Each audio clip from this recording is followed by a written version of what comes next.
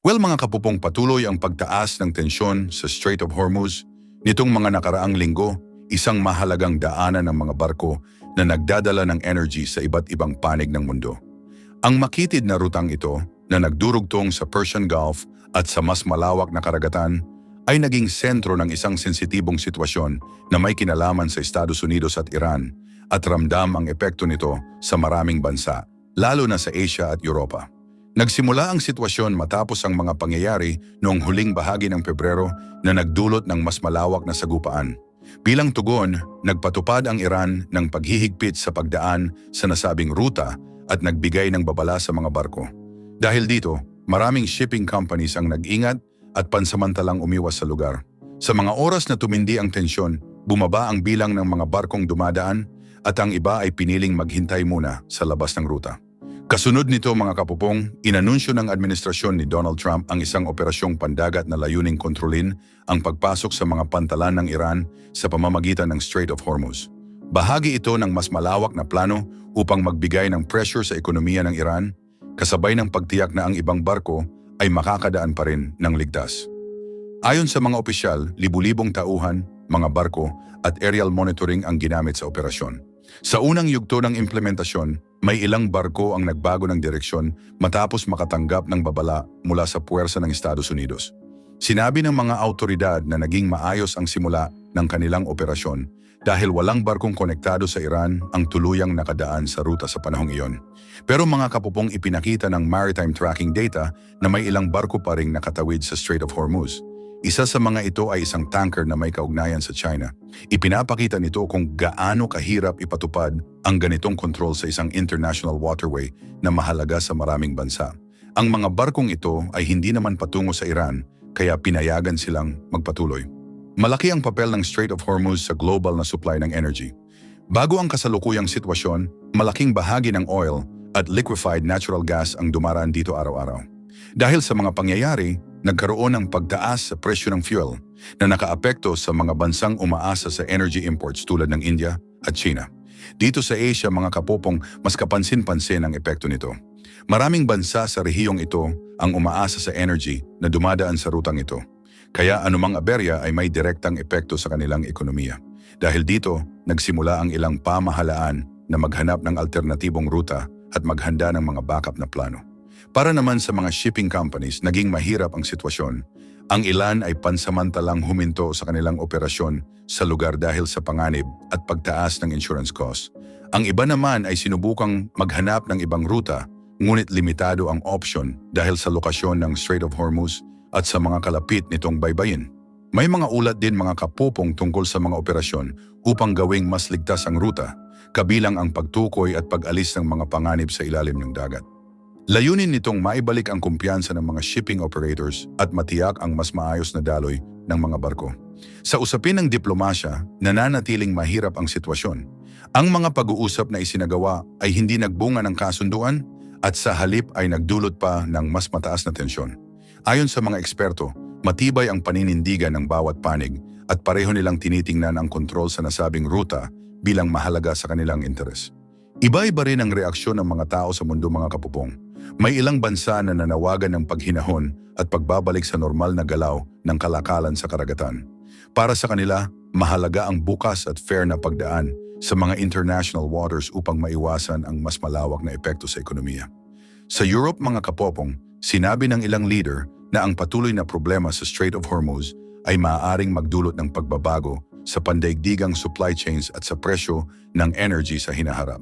Naramdaman na rin ang epekto nito sa financial markets, kung saan naging pabago-bago ang presyo ng fuel dahil sa kawalang katiyakan. Well mga kapupong, ipinapakita ng sitwasyong ito kung gaano kahalaga ang Strait of Hormuz sa global na sistema ng kalakalan. Isang maliit na bahagi ng mundo, ngunit may malaking impluensya sa ekonomiya at pang-araw-araw na buhay ng maraming tao.